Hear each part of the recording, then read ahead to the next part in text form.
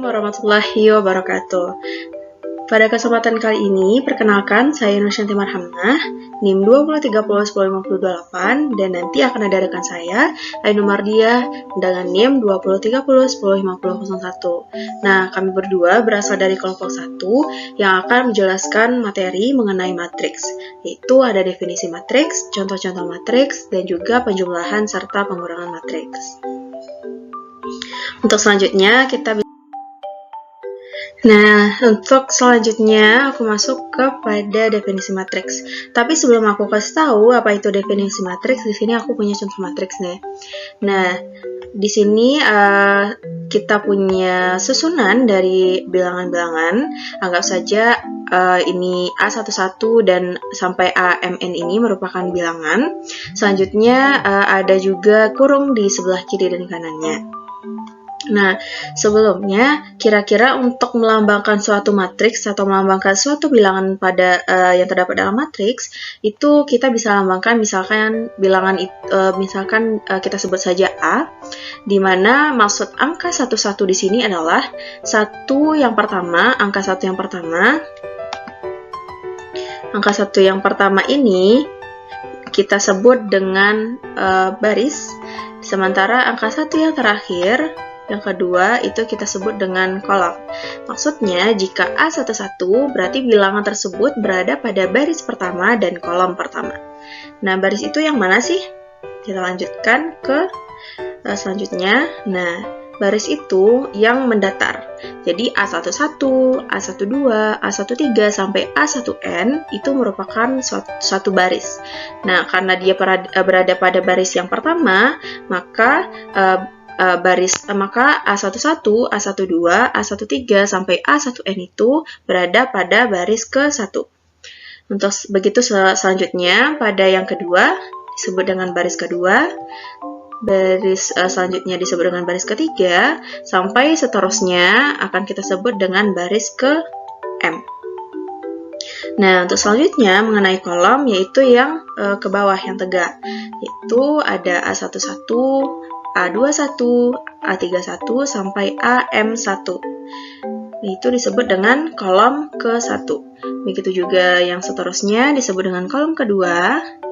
Kemudian ada kolom ketiga sampai kolom ke-N.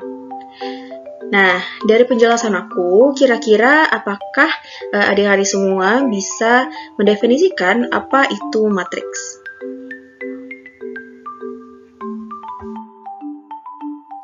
Nah, baiklah, untuk menyatukan persepsi kita, biar semua adik-adik tidak bingung, aku punya satu definisi mengenai matriks. Matriks adalah susunan sekelompok bilangan dalam suatu jajaran berbentuk persegi atau persegi panjang yang diatur berdasarkan baris dan kolom dan diletakkan di antara dua tanda kurung seperti itu.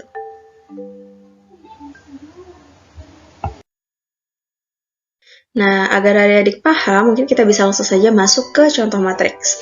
Nah, di sini aku punya banyak contoh matriks. Ada matriks 0, ada matriks diagonal, ada matriks segitiga atas, matriks identitas, dan juga matriks segitiga bawah. Nah, matriks 0 itu adalah matriks yang semua anggota bilangan di dalam matriks tersebut adalah angka 0. Untuk selanjutnya, ada matriks identitas. Nah, matriks identitas ini di mana seluruh yang ada di diagonal utamanya, diagonal utama itu adalah yang ini. Ini merupakan diagonal utama, di mana jika itu termasuk matriks identitas, maka seluruh diagonal utamanya itu bernilai 1, dan selain diagonal utama itu adalah angka 0. Selanjutnya kita masuk kepada matriks diagonal. Nah, matriks diagonal ini hampir mirip dengan matriks identitas, hanya saja pada matriks identitas itu seluruh angka pada diagonal utamanya itu harus 1, sementara matriks diagonal tidak harus 1, di mana selain dari diagonal utamanya itu harus bernilai 0. Kita masuk pada matriks segitiga bawah. Nah, maksud dari matriks segitiga bawah ini adalah di sini kita punya diagonal utama, yaitu ada 3, 6, dan 5. Nah, di mana matriks segitiga bawah itu di bawah diagonal utamanya itu adalah angka, sementara di atas dari diagonal utama itu adalah angka 0. Jadi itu jika angka 0 terdapat di atas dari diagonal utama, maka itu kita sebut dengan segitiga bawah.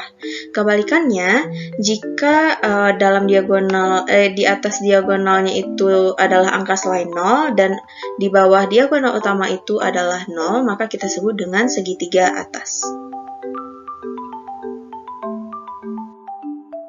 Nah, di sini aku masih punya 3 contoh lagi, yaitu ada matriks elementer, ada matriks eselon, dan juga ada matriks eselon tereduksi. Nah, untuk matriks elementer ini maksudnya adalah matriks identitas yang sudah kita lakukan OBE atau operasi baris elementer. Nah, di sini kita punya matriks identitas 2x2.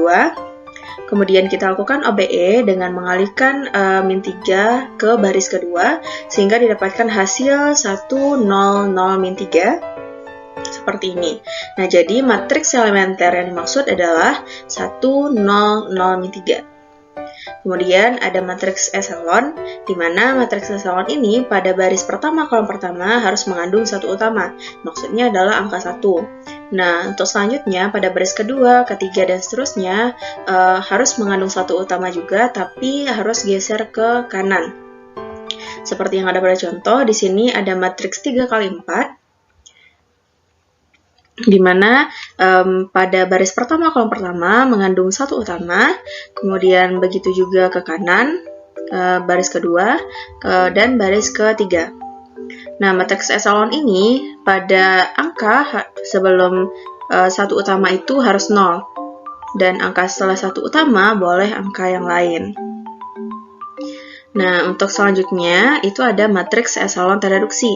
Matriks eselon tereduksi ini hampir mirip dengan matriks eselon, namun yang membedakannya adalah pada setiap kolom yang memiliki satu utama, itu selain satu utama itu sendiri harus bernilai 0.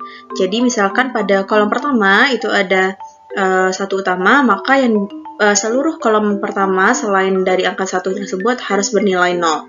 Begitu juga dengan yang kedua, baris kedua, di sini ada satu utama, maka pada baris pertama dan baris ketiganya harus bernilai 0.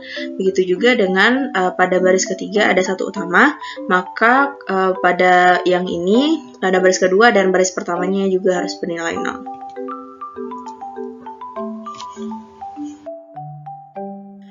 Baiklah, perkenalkan nama kakak Ainul Mardia. Di sini kakak ingin menjelaskan tentang penjumlahan matriks. Dapat adik-adik lihat di sini bahwa kakak mempunyai matriks A dan matriks B, yang dimana anggota dari matriks A adalah A11, A12, A21, dan A22, dan matriks B adalah B11, B12, B21, dan B22. Maka, bentuk umum dari penjumlahan matriks A dan matriks B adalah A11 ditambah B11, A12 ditambah B12, A21 ditambah B21, dan A22 ditambah B22. Baiklah, untuk lebih memahami tentang penjumlahan matriks, kakak mempunyai contoh soal.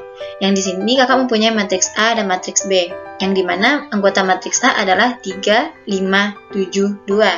Dan matriks B adalah 1, 2, 3, 4. Dari bentuk umum tadi, yang kita jumlahkan itu adalah 3 dengan 1, 5 dengan 2, 7 dengan 3, dan 2 dengan 4. Maka, mendapatlah hasil dari penjumlahan matriks A dan matriks B adalah 4, 7, 10, dan 6. Pembahasan selanjutnya adalah pengurangan matriks. Di sini kakak juga mempunyai matriks A dan matriks B. Yang anggota dari matriks A adalah A11, A12, A21, dan A22. Dan matriks B adalah B11, B12, B21, dan B22. Bentuk umum dari pengurangan matriks adalah A11 dikurang B11, A12 dikurang B21, A21 dikurang B21, dan A22 dikurang B22. Untuk adik-adik lebih memahami tentang pengurangan matriks, kakak mempunyai contoh soal. Di sini kakak juga mempunyai contoh soal matriks A dan matriks B, yang dimana anggota dari matriks A adalah 3, 5, 7, 2, dan anggota dari matriks B adalah 1, 2, 3, dan 4.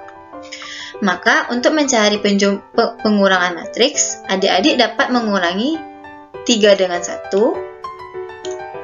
5 dengan 2, 7 dengan 3, dan 2 dengan 4. Dan hasil dari pengurangan matriks A dikurang B adalah 2, 3, 4, dan min 1.